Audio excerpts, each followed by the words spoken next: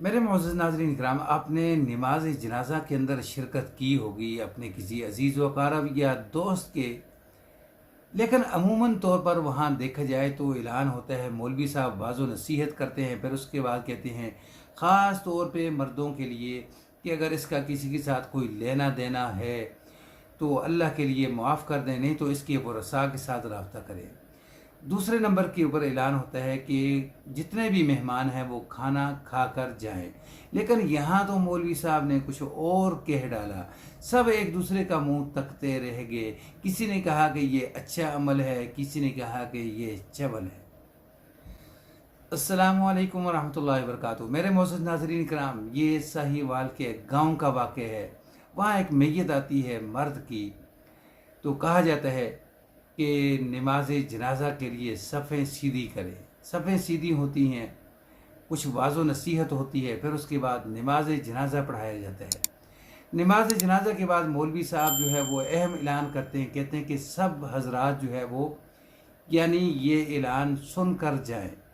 जैसे ही मौलवी साहब ऐलान करते हैं कि पता है आपको कि ये जो मरने वाला है ये एक मज़दूर शख्स था, दिहाड़ीदार शख्स था। अब इसके पीछे एक बेवा औरत, 3 मासूम बच्चे जो हैं वो पीछे हैं। ये औरत ना बाहर जाकर काम काज जो है वो कर सकती है, ना मेहनत मुशक्क़त कर सकती है। बच्चे जो हैं वो कुछ नहीं कर सकते, अभी छोटे हैं। तो इसलिए इद्दत के दिन जो है इसके लिए बहुत ही भारी हैं।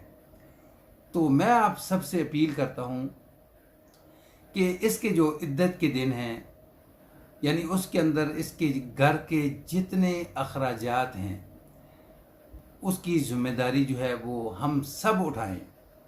मैं जनाजगाह के बाहर एक चादर बिछाने लगा हूँ।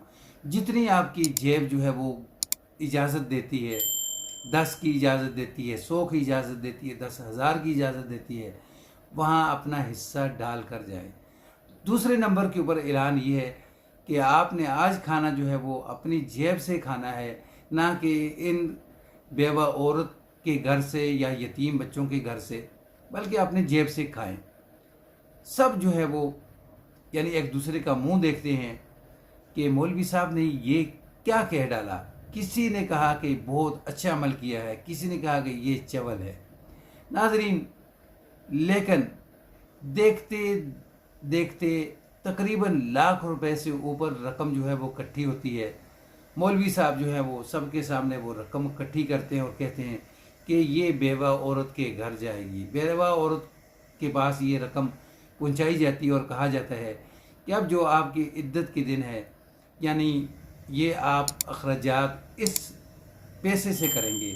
ये सब की तरफ से मुश्तरका जो है वो पैसे जमा किए गए हैं ताकि आपके लिए किसी किस्म की कोई तंगी तकलीफ़ ना हो।